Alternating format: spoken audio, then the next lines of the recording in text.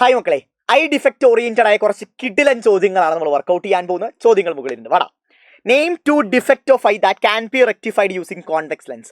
Convex lens ഉപയോഗിച്ച് പരിഹരിക്കാൻ സാധിക്കുന്ന കണ്ണിന്റെ 2 തകരാറുകൾ ഏതൊക്കെയാണ് മക്കളെ? ഒന്നാമത്തെ ഹൈപ്പർമെട്രോപ്പിയും രണ്ടാമത്തെ പ്രസ് ബയോപ്പിയും ആണ്. മനസ്സിൽ ഉറപ്പിച്ചു വയ്ക്കുക.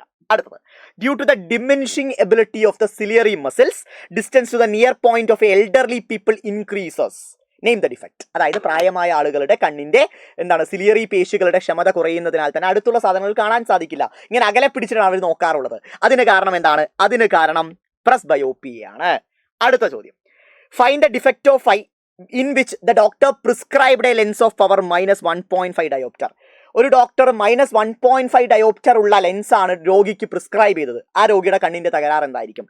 മൈനസ് പവർ ഉള്ള ലെൻസ് എന്ന് പറഞ്ഞാൽ അത് കോൺകേവ് ലെൻസ് ആണ്. കോൺകേവ് ലെൻസ് ഉപയോഗിച്ച് പരിഹരിക്കാൻ സാധിക്കുന്ന കണ്ണിന്റെ തകരാറെന്ന് പറഞ്ഞാൽ അത് മയോപ്പിയാണ്, അഥവാ ഹ്രസ്വദൃഷ്ടിയാണ് മക്കളെ. സെറ്റല്ലേ? അടിപൊളിയായിട്ട് ചോദ്യം മനസ്സിലായില്ലേ? വെരി ഇമ്പോർട്ടൻറ്റ് ക്വസ്റ്റ്യൻ, പഠിച്ചു വയ്ക്കാം.